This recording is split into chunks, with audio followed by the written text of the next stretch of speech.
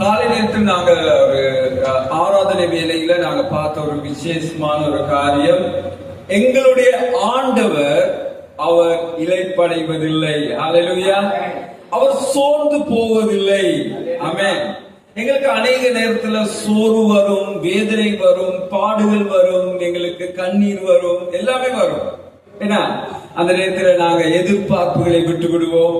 சில நேரத்துல மற்றவங்களை குறித்து யோசிக்கும் போது, ஐயோ ஏன் இப்படி செய்யறாங்க அப்படின்னு சொல்லி பல யோசனைகள் எங்களுக்கு வரலாம். இந்த உலக கவலைகளினால், உலக காரியங்களினால் நாங்கள் வேதனை அடைந்து இளைப்படைந்திருக்கும் போது ஆண்டவர் என்ன சொல்கிறார்? வருத்தப்பட்டு பாரம் சுமக்கிறவர்களே என்னிடத்தில் வாருங்கள், நான் உங்களுக்கு இளைப்பாறுதல் தருவேன். ஹல்லேலூயா. ஏன் அப்படி சொல்றாரு தெரியுமா? அவர் ஒரு நாளும் இளைப்படைவதில்லை. ஹல்லேலூயா. அதுதான் நாங்க ஆராதனை பகுதியில நாங்க பார்த்தோம். இந்த நாள்ல நாங்க பார்க்க போற முக்கியமான காரியம் என்னன்னு கேட்டா, வாட் இஸ் சர்ச் அப்படின்னா சபை என்றால் என்ன, ஆண்டவர் விரும்புகிற சபை என்ன. இந்த பழைய ஏற்பாடு காலத்துல எசாயா புத்தகத்துல நாங்க பார்த்தோம் சொன்னா, ஆண்டவர் சொல்றாரு, வானம் எனது சிங்காசனம், பூமி எனது பாதப்படி, நீங்க கட்டுகிற ஆலயம் எப்படிப்பட்டதா இருக்கிறது, மனிதனுடைய கையினால் செய்த ஆலயத்தில் நான் வாசம் பண்ணுவனோ. பல கேள்விகளை ஆண்டவர் கேட்கிறார். ஆண்டவர் கேட்கிறது மாத்திரமாய் அவர் நிறுத்தி விடாமல் ஆண்டவர் சொல்லுகிறார், நொறுங்குண்ட இருதயத்தில் நான் வாசம் பண்ணுவேன் சொல்றார். தாழ்மையுள்ள இருதயத்தில் நான் வாசம் பண்ணுவேன் சொல்றார். ஹல்லேலூயா. பக்கத்துல கேளுங்க, தாழ்மையுள்ள இருதயம் இருக்கா? இல்ல கல்லு மாதிரி இருதயம் இருக்கா? ஆண்டவர் எங்களை நேசிக்கிறவராய் இருக்கிறார். ஹல்லேலூயா. அப்ப ஆண்டவர் தொடர்ச்சியாக ஆண்டவர் விரும்புகிற சபை நாங்கள் பார்க்க போறோம். 1 கொரிந்தியரின் புத்தகம் 3வது அதிகாரம் 16வது 17வது வசனங்களை நாங்கள் வாசிக்க கேட்போம். 1 கொரிந்தியரின் புத்தகம் 3வது அதிகாரம் 16வது 17வது வசனம். தேவன் சொல்லுகிற வார்த்தை என்னவென்றால், நீங்கள் தேவனுடைய ஆலயமாய் இருக்கிறீர்கள். ஹல்லேலூயா. யார் ஆலயமா இருக்கிறாரா? நாங்க தான். பக்தர்கள் சொல்லுங்க, நீங்கள் தேவனுடைய ஆலயமாய் இருக்கிறீர்கள் என்றும் தேவனுடைய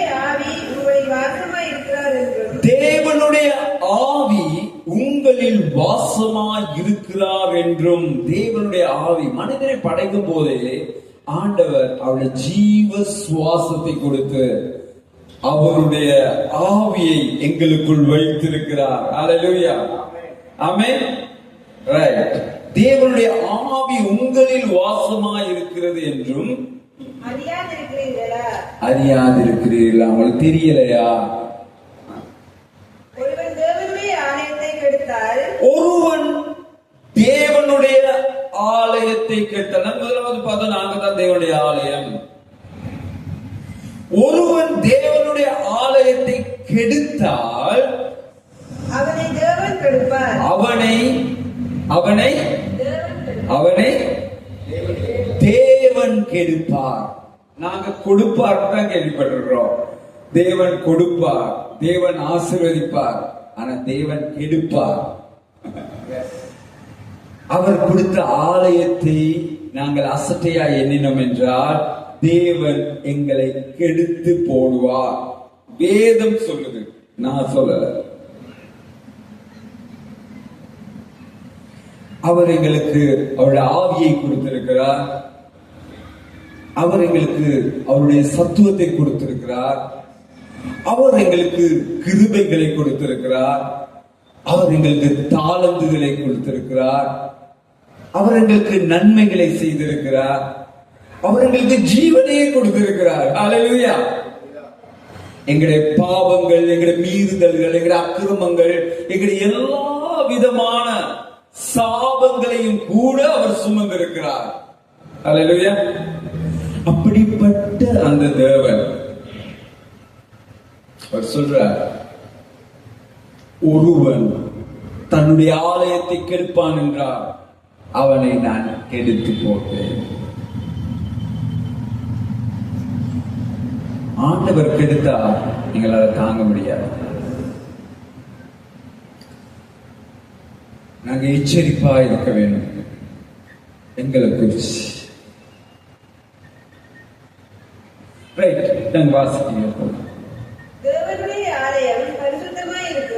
தேவனுடைய ஆலயம் பரிசுத்தமாய் இருக்கிறது. நானும் நீங்களும் பரிசுத்தவான்களாக, நீதிமான்களாக அழைக்கப்பட்டவர்கள். அல்லேலூயா. ஆண்டவர் இந்த வேதத்தை எழுதி வச்சிருக்கிறது யாருக்கு? எங்களுக்கு பரிசுத்தவான்களுக்கு எழுதப்பட்டிருக்குதுன்னு சொல்லி நிருப புத்தகங்கள் எல்லாத்திலையும் முதல் பகுதிகளை நாங்க பார்த்தோம் சொன்னா, பரிசுத்தவான்களுக்கு எழுதுவதாவது, பரிசுத்தவான்களுக்கு எழுதுவதாவது, பரிசுத்தவான்கள் தான் எழுதி இருக்கிறார். பக்கத்துல கேளுங்க, நீங்க பரிசுத்தவானா, பரிசுத்தவதியா? என்ன சொல்றாங்க? பரிசுத்தம் என்றால் என்ன? ஆண்டவர் விரும்புகிற பரிசுத்தம் நாங்க நல்லா குளிச்சு நல்ல பவுடர் போட்டு மேக்கப் போட்டு வாரது இல்ல. ஆண்டவர் விரும்புகிற பரிசுத்தம் எங்களுடைய வெளி தோற்றத்தில் இல்ல. மனிதன் முகத்தை பார்க்கிறான், தேவனோ உள்ளான இருதயத்தை பார்க்கிறார். ஆண்டவர் விரும்புகிற பரிசுத்தம் என்ன? வேர் பிரிந்த வாழ்க்கை. பரிசுத்தத்துக்கு டெபினிஷன் என்ன? அது செப்பரேஷன். நாங்க வேர் பிரிவது. ஹோலினஸ் சொன்னா அது வேர் பிரிவது. ஆண்டவர் அதை விரும்புகிறார். நாங்க உலகத்தார் போல வாழுவதை இல்ல ஆண்டவர் விரும்புகிறது. அவருக்கு ஏற்றாற் போல வாழணும் என்கிறதே அவருடைய விருப்பம். அவருடைய சித்தத்தை இந்த பூமியில நிறைவேற்றுவது அவர் விரும்புகிற ஒரு காரியமாக இருக்கிறது. ஹல்லேலூயா. இயேசு பிதாவின் சித்தத்தை செய்தார். தூய ஆவியானவர் அவர் பிதாவின் சித்தத்தை செய்தார். இந்த பூமியில வாழுகிற நான் நீங்களும் அவருடைய சித்தத்தை செய்யணும் என்பது அவருடைய வாஞ்சியா இருக்கிறது. ஹல்லேலூயா. அப்ப அந்த அவருடைய சித்தத்தை நிறைவேற்ற நான் நீங்களும் பரிசுத்தவான்களாக இருக்கணும் என்கிறது, பரிசுத்தவதிகளாக இருக்கணும் என்றது அவருடைய வாஞ்சை, அவருடைய துடிப்பு, அவருடைய ஆசை. ஹல்லேலூயா. இந்த காலை நேரத்துல நாங்க இந்த வசனத்தை எங்களுடைய இருதயத்தின் ஆழத்துல நாங்க இதை சிந்திப்போம். ஏதோ ஒரு வேத வசனம் இல்லாமல் இந்த வார்த்தை எங்களை உருவாக்கட்டும், எங்களை உருமாற்றட்டும். ஆமென். ரைட், தொடர்ந்து வாசிப்போம். நீங்களே அந்த ஆலயம். என்ன சொல்ற? நீங்களே அந்த ஆலயம். பக்கத்துல சொல்லுங்க, நீங்க தான் அந்த ஆலயம். நீங்க தான் தேவன் தங்கும் ஆலயம். இதை இயேசு எப்படி இதை சரியாக தெளிவாக இதை உறுதிப்படுத்துறார் என்றால், இயேசு, நான் ஒரு கேள்வி கேட்டுட்டே நான் போறேன். என்னது? இயேசு எத்தனை பேர் இருந்தா வருவேன்னு சொல்லி இருக்கிறார், இருப்பேன்னு சொல்லி இருக்கார். எத்தனை பேர் இருந்தா? 1000 பேரு? எத்தனை பேரு? 100 பேரு? 2 பேர் 3 பேர் இருக்கிறதுல அவர் இருக்கிறேன், லைவா இருக்கிறேன் சொல்றார். என்னது? இருக்கிறேன். ஹல்லேலூயா, ஹல்லேலூயா. ஆண்டவர் இருந்தா அந்த இடத்துல விடுதலை உண்டு. ஆமென். அவர் எதிர்பார்க்கிறது எல்லாமே ஒரு மனப்பாட்டோட, ஒரு 2 பேரு 3 பேரு ஒன்று கூடும் போது அதன் மத்தியில இருப்பேன். ஹல்லேலூயா. எங்கள் மத்தியில் ஆண்டவர் இருக்கிறார். ஹல்லேலூயா. இப்படிப்பட்ட ஒரு நல்ல நேரம் ஆண்டவர் கொடுத்திருக்கிறார். ஹல்லேலூயா. 2 பேர் 3 பேர் இருக்கிற இடத்துல அவர் இருக்கிறார். அவர் சொல்லுகிறார், என் சபையை நான் கட்டுவேன். மத்தேயின் சுவிசேஷம் 16வது அதிகாரம் தொடங்கி 24வது அதிகாரம் வரை நாங்கள் வாசித்து பார்க்கும் போது சபையானதை குறித்து, சர்ச் என்கிறதை குறித்து இயேசு பேசுகிறார். அந்த 2 இடங்களில் இயேசு தெளிவாக பேசுகிறார். என்ன சொல்கிறார்? என் சபையை நான் கட்டுவேன். இந்த ஊழியம் நாங்கள் ஆரம்பித்ததல்ல. இந்த பூமியில செய்யற எல்லா மனிதர்களும், அது எந்த டினோமினேஷனா இருந்தாலும், அது ஆங்கிலிக்கனா இருக்கலாம், மெத்தடிஸ்டா இருக்கலாம், பேப்டிஸ்டா இருக்கலாம், டச் ரிஃபார்மா இருக்கலாம், ஏஓஜியா இருக்கலாம், சிஓஜியா இருக்கலாம், டிஓஜியாவும் இருக்கலாம். அப்படியும் சர்ச்சஸ் இருக்குது. சில பேர்களை ஒவ்வொரு பேர்களை வச்சிருக்கிறாங்க. எந்த சர்ச்சா இருந்தாலும், எந்த டினோமினேஷனா இருந்தாலும், அது ஒரு மனிதனால் ஆரம்பிக்கப்பட்டது இல்ல. பிதாவின் சித்தம். பிதாதான் இந்த ஊழியத்தை ஆரம்பித்தார். அவருடைய மிஷன்ல அடுத்தபடிதான் இயேசு கிறிஸ்து இந்த பூமிக்கு வந்தது. இயேசு கிறிஸ்து வந்து அவர் இந்த பூமியில் அவர் சொல்லுகிறார், என் சபையை நான் கட்டுவேன், பாதாளத்தின் வாசல்கள் சபையை மேற்கொள்வதில்லை. அல்லேலூயா. அப்ப இயேசு எங்க இருக்கிறார்? 2-3 பேர் ஒருமனப்பட்ட இடத்துல, எங்களுடைய இருதயத்துல, எங்களுடைய ஆலயத்துல. அல்லேலூயா. அப்ப எங்கெல்லாம் ஆராதிக்கலாம்? எல்லா இடத்துலயும் ஆராதிக்கலாம். ஆண்டவரை எல்லா இடத்திலும் ஆராதிக்கும் காலம் வரும் என்று வேதம் சொல்லுகிறது. இந்த காலை நேரத்தில் நான் சொல்லுகிறேன், உங்களையும் என்னையும் அவர் ஒரு ஆலயமாக பார்க்கிறார். அவர் இரத்தம் சிந்தி, அவர் தன்னுடைய ஜீவனை கொடுத்து உங்களை என்னை மீட்டுக் கொண்டிருக்கிறார். அழிவிலிருந்து, சாபத்திலிருந்து, அக்கிரமத்திலிருந்து, நித்திய அழிவிலிருந்து ஆண்டவர் உங்களை என்னை மீட்டுக் கொண்டிருக்கிறார். ஆமென், ஆமென், ஆமென். அவர் எங்களை நேசிக்கிறவராயிருக்கிறார். அப்ப இந்த சபை என்றால் என்னங்கிறதுல நாங்க இன்னொரு காரியத்தை நாங்க பார்த்தோம்னு சொன்னா, ஆண்டவர் மணவாட்டியான சபையை எடுத்துக்கொண்டு போக வருகிறார். ஹல்லேலூயா. அவருடைய மிஷன்ல கடைசி முடிவு உங்களையும் என்னையும் அவருடைய ராஜ்யத்தில் சேர்ப்பதே. ஆமென். அவர் விரும்புகிற ஒரு காரியம் உங்களையும் என்னையும் அவருடைய ராஜ்யத்தின் பிரஜைகளாக மாற்றுவது. ஆமென். ஹல்லேலூயா. அதனாலதான் ஆண்டவர் எங்களை விசேஷமா, வித்தியாசமாய் படைத்திருக்கிறார். எங்களை ஒரு யூனிக்காக படைத்திருக்கிறார். கணவன் நல்லனால மனைவிக்கு பரலோகம் போக முடியாது. மனைவி நல்லா ஜெபிக்கிறாங்க, மனைவி நல்லா ஆண்டவரோடு இருக்கிறாங்கன்னு சொல்லி கணவனுக்கு போக முடியாது. இல்ல, பெற்றோர் தான் ஆண்டவரோடு இணைந்து, ஆண்டவருக்காக ஊழியம் செய்து, ஆண்டவரோடு ஜெபிச்சு, ஆண்டவரோடு நல்ல உறவோடு இருக்கிறாங்கன்னு சொல்லி பிள்ளைகளுக்கு போக முடியாது.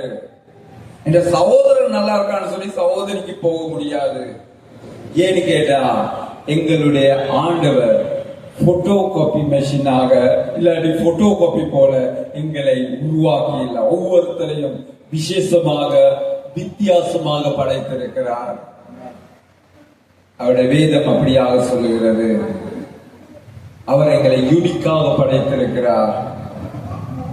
அவருக்கு பேர பிள்ளைகளும் இல்ல, அவருக்கு பேர பிள்ளைகள் இல்ல. நானும் நீங்களும் அவருடைய ஒரே பிள்ளைகளாக இருக்கிறோம். அவருடைய சிநேகிதர்களாக இருக்கிறோம். அவருடைய சகோதர சகோதரிகளாக இருக்கிறோம். அவர் எங்களுடைய மூத்த சகோதரன். ரோமர் புத்தகம் 8வது அதிகாரம் 28 31 வரைக்கும் நாங்க வாசிக்கும் போது ஆண்டவர் அழகா தெளிவா சொல்லுகிறார். அவர் முதல் பேரானவர், அவர் முதல் பேரானவர், நாங்கள் அவருக்கு சகோதர சகோதரிகளாக இருக்கிறோம். அப்படி என்றால் அவர் எதுக்காக மீண்டும் வருகிறார்? மணவாட்டியான சபையை எடுத்துக்கொண்டு போவதுக்கு. எது எடுத்துட்டு போவது? பில்டிங் எடுத்துட்டு போவாரா? இல்லாட்டி நாங்க இருக்கிற அந்த தங்க வேலாதிபுரம் சேர்ச்சி எடுத்துட்டு போவாரா? கவனிங்க, அவர் ஒரு பில்டிங் எடுத்துட்டு போவாரா, எங்களை எடுத்துட்டு போவாரா? யார் எடுத்துட்டு போவார்? இல்ல இல்ல, பிள்ளை யார் எடுத்துட்டு போவார்?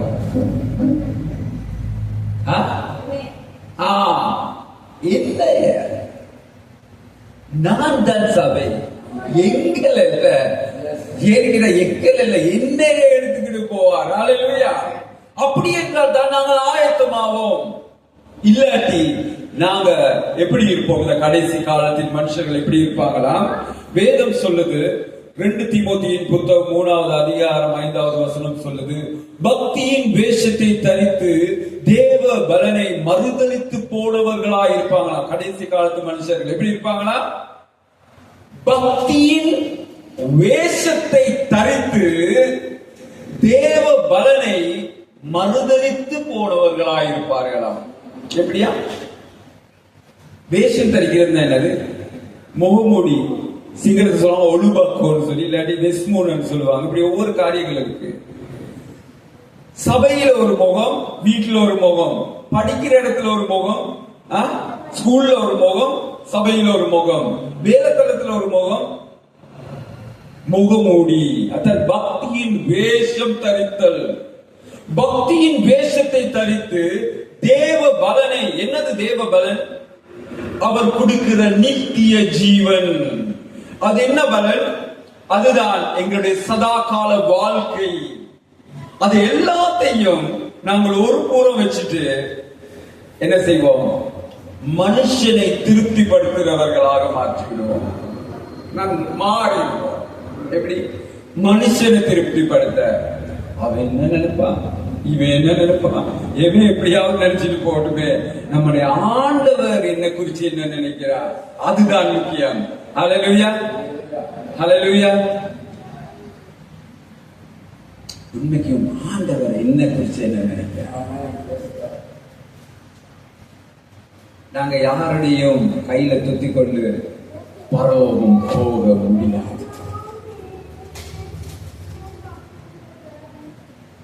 அப்ப சபையான மனவாட்டியை ஆண்டவர் எடுத்துக்கொண்டு போக வருகிறார். ஆயத்தமாகணும். நாங்கள் ஆயத்தமாகணும். பக்கத்தில் சொல்லுங்க, நான் ஆயத்தமாகணும், நீங்களும் ஆயத்தமாக சொல்லுங்க. நாங்க ஆயத்தமாகணும். இப்ப ஆயத்தமாகணும். இப்படி ஆயத்தமாகணும். எப்படி ஆயத்தப்படுத்தணும்? இதை குறித்து நான் பேசிட்டு நான் இந்த வார்த்தையை முடிக்கிறேன். நாங்க கடைசியாக ஒரு வார்த்தையை நாங்க வாசிப்போம். மத்தேயுவின் சுவிசேஷம், எங்களுக்கு தெரிந்த ஒரு வார்த்தை. மத்தேயுவின் சுவிசேஷம் 28வது அதிகாரம் 18வது வசனம் தொடங்கி நாங்கள் 20வது வசனம் வரை வாசிக்க கேட்போம். மத்தேயுவின் சுவிசேஷம் 28வது அதிகாரம் 18 தொடங்கி 20 வரை. அப்பொழுது இயேசு சமீபத்தில் வந்து, அப்படின்னு சொன்னா அருகாமையில் வந்து, கிட்ட வந்து எவர்களை நோக்கி? சீஷர்கள், அவரை பின்பற்றினவர்கள், எங்களை போல இருக்கிறவங்க எல்லாம் நோக்கி, அப்படின்னு சொன்னா எங்களை பார்த்து சொல்றார், வானத்திலும் பூமியிலும் சகல அதிகாரம் எனக்கு கொடுக்கப்பட்டிருக்கு. யாருக்கு கொடுக்கப்பட்டிருக்கு? இயேசுவுக்கு கொடுக்கப்பட்டிருக்கு. வானத்திலும் பூமியிலும் சகல அதிகாரங்களும் எனக்கு கொடுக்கப்பட்டிருக்கு சொல்லி இயேசு சொல்றார். ஆகையால் நீங்கள், எனக்கு தான் வல்லமை ஆண்டவர் கொடுத்திருக்காரு. ஆகையால் நீங்க என்ன செய்யணுமா? நீங்கள் புறப்பட்டு போய். புறப்பட்டு போய் சொன்னா என்னது? யூ கோ அப்படின்னு சொன்னா என்னது? நீ போ அப்படின்னா என்னது? போயிட்டு என்ன செய்வீங்க? முதலாவது என்ன செய்வீங்க? வா, மனுஷர்களை பார்த்தா ஆண்டோட அன்பு சொல்லணும்னா முதலாவது என்ன செய்வீங்க? என்னத்தை பத்தி சொல்லுவீங்க? புராண கதைகளை சொல்லுவீங்களா? என்ன சொல்லுவீங்க? முதலாவது ஒரு மனுஷனை கண்டா, நான் அப்படி, நான் இப்படி, நான் அந்த தொழில் செய்றேன், நான் இப்படி இருக்கிறேன், அவனை ரட்சிக்க வேணும்னா நாங்க என்ன சொல்லுவோம்? என்ன சொல்லுவோம்? இயேசு கிறிஸ்து வந்தார், செத்தார், போனார், அது மட்டுமா? அவர் உயிரோடு எழுப்பிட்டார், இதை மட்டுமா சொல்லுவோம்? நாங்க சொல்லுவோம் சுவிசேஷத்தை சொல்லுவோம். ஏன்னா இதுதான் சுவிசேஷம். ஆனா சுவிசேஷத்தை எப்படி சொல்லுவோம்? எங்கட வாழ்க்கைய இயேசு தொட்டார். எங்களுடைய கதையை நாங்க சொல்லுவோம். நான் ஒரு காலத்துல பாவியா இருந்தேன், ஒரு காலத்துல நான் ஒன்றுக்கு உதவாதவனா இருந்தேன், ஒரு காலத்துல நான் அக்கிரமக்காரனா இருந்தேன், ஒரு காலத்துல நான் யாருமே ஏற்றுக்கொள்ளாத ஒரு மனுஷனா இருந்தேன். அந்த நேரத்தில் இயேசு என்னை தேடி வந்தார். அவர் பாவிகளை நேசிக்கிறவர், அவர் பாவத்தையோ வெறுக்கிறவர். அவர் என்ற வாழ்க்கையை மாற்றினான்னு சொல்லி எங்கட கதைய நாங்க சொல்லும் போது ஒரு மனுஷனுக்கு மூளையை தட்டும் அப்படின்னு சொன்னா இருதயத்தை தொடும். ஏன் இது கதை இல்ல, எங்களுடைய அனுபவம். நேற்று தினத்துல அக்கா சில அனுபவங்களை சொன்னாங்க, எனக்கு ஆச்சரியமா இருந்துச்சு. நம்மளோட குடும்பத்துல இப்படி எல்லாம் நடந்திருக்கான்னு நான் யோசிச்சேன். அந்த கதையை கேட்டு நேற்று நான் ஒரு காரியத்தை யோசிச்சேன். தேவன் எப்படியாக மனிதனை கொண்டு ஆண்டவர் பாவிக்கிறார், ஒரு சந்ததியை ஆசீர்வதிக்கும்படியாக. ஒரு மனுஷன் ஒரு தாயுடைய அந்த காரியத்தை கொண்டு ஒரு முழு சந்ததியை ஆசீர்வதிக்க ஒரு மனுஷனை எடுத்தான் பயன்படுத்துகிறார். அந்த ஆண்டவருடைய இருதய துடிப்பு வாஞ்சை என்ன தெரியுமா? அதுதான் நாங்க வாசிச்சு கொண்டிருக்கிறோம். மத்தேயு சுவிசேஷத்துல அவர் சொல்றார், நீங்க புறப்பட்டு போய், என்னது புறப்பட்டு போய் சகல ஜாதிகளையும் சீஷராக அவர்களை பிதா குமாரன் பரிசுத்த ஆவியின் நாமத்தினால் அவர்களுக்கு ஞான ஸ்நானத்தை கொடுங்க. நான் கற்பித்த யாவையும் அவர்கள் கை கொள்ளும்படி அவர்களுக்கு உபதேசம் பண்ணுங்க. இதோ உலகத்தின் முடிவு பரியந்தம், கடைசி வரை நான் உங்களோடு கூட இருப்பேன். அல்லேலூயா. எங்களுக்கு எல்லாருக்கும் விருப்பம் இயேசு எங்களோட கடைசி வரைக்கும் இருக்கணும்னு சொல்லி. கேளுங்க, இயேசு எங்களோட கடைசி வரைக்கும் இருக்கணுமா? கேளுங்க, நாங்க கேட்கறது நல்லது தானே. இயேசு எங்களோட கடைசி வரைக்கும் இருக்கிறது விருப்பமா?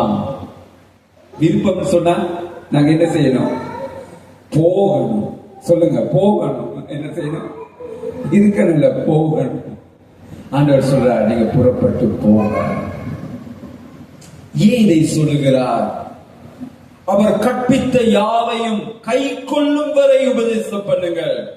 எங்களோட வாழ்க்கையில் திருப்பு முனை வருவது எந்த சூழ்நிலையில, எந்த நாள்ல, எந்த ஒரு காலகட்டத்தில் சொல்லி வேதம் சொல்லல. ஆண்டவர் இன்னைக்கு அவர் ரட்சிக்க வேண்டும் என்றால் அவர் ரட்சிப்பார். பலவந்தமாய் அவர் ரட்சிப்பை கொடுக்க மாட்டார். ஒரு மனிதன் தன்னுடைய இருதயத்தை திறந்து கொடுக்கும் போது ஆண்டவர் அவனுடைய இருதயத்தை ஆலயமாக கொண்டு அவர் வாசம் பண்ணுவார். ஒரு மனுஷன் ரட்சிக்கப்படும் போது அப்படி சொன்னா, ரட்சிக்கப்படுறது என்ன?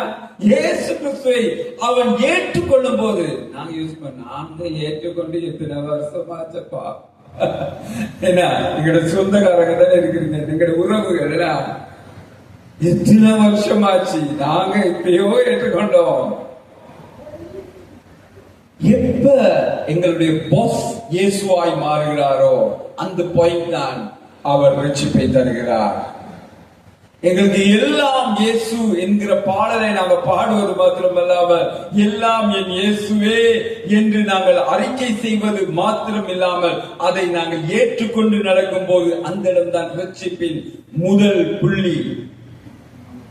அந்த இடத்துல ஆண்டவர் சொல்லுகிறார், பரிசுத்த ஆவியானவரை எங்களுக்குள் முத்திரையிடுகிறாராம். அல்லேலூயா, அல்லேலூயா. நான் நீங்களும் அவருடைய ஆலயமாயிருக்கிறோம், நான் நீங்களும் அவருடைய ஆலயமாயிருக்கிறோம். அந்த ஆலயம் அது ஆண்டவர் எடுத்துக்கொண்டு திரும்பி அவருடைய ராஜ்யத்துக்கு நேராக போக போற பரிசுத்த மனவாட்டியாயிருக்கிறது. அல்லேலூயா. அதுக்கு நானும் நீங்களும் ஆயத்தப்படணும், நான் நீங்களும் ஆயத்தப்படணும், நான் நீங்களும் ஆயத்தப்படணும். எப்ப ஆயத்தப்படணும்? எப்ப ஆயத்தப்படணும்? கேளுங்க. அனுதினமும் வேதம் சொல்லுது, அனுதினமும் என்ன சொல்லுது? ஒவ்வொரு நாளும், ஒவ்வொரு நாளும் அவர் நல்லவராயிருக்கிறார். அவர் உங்களையும் என்னையும் விரும்புகிற, எங்களை நேசிக்கிற ஒரு நல்ல தெய்வமாயிருக்கிறார். அநேக நேரத்தில் ஆளுகள் அழைக்கும் போதெல்லாம் நாங்கள் முதுக காட்டிடுவோம், நாங்க மற்ற காரியங்களுக்கு எல்லாத்துக்கும் இடம் கொடுப்போம், ஆண்டவருக்கு செயல்பட நாங்கள் இடம் கொடுக்க மாட்டோம். ஆனா இந்த காலை நேரத்தில் ஆண்டவர் சொல்லுகிறார், அவர் கதவு அருகே நின்று தட்டி கொண்டிருக்கிறார். ஒருவன் அவருடைய சத்தத்தை கேட்டு அந்த கதவை திறந்தால் அவனோடு இணைந்து அவர் போஜனம் உண்ணவும் அவர் மறுப்பதில்லை. ஆனாலும் அவர் பலவந்தமாய் எந்த மனுஷனுடைய வாழ்க்கைக்கும் அவர் வரப்போவதில்லை. பின்னானவைகளை மறந்து முன்னானவைகளை நாடியோடத்தக்கதாய், கீழானவைகள் அல்ல மேலானவைகளை நோக்கி பார்க்கத்தக்கதாய் உங்களை என்னையும் ஆண்டவர் அழைத்திருக்கிறார். நாங்கள் ஆண்டவருடைய வழியில் நடந்து செல்கிறவர்கள் மாத்திரம் அல்லாமல் அவருடைய வார்த்தைக்கு அடிப்படைந்து அவருடைய வார்த்தைக்கு கீழ்ப்படுகிறதா இருக்கணும் என்கிறது அவருடைய வாஞ்சை. எல்லா மனுஷனும் தேவனை அறிகிற அறிவை அடைவது அவர் சித்தமுள்ளவராய் இருக்கிறார் என்று வேதம் சொல்கிறது. அதற்கு உங்களையும் என்னையும் அவர் கருவிகளாக பயன்படுத்த விரும்புகிறார். ஹல்லேலூயா.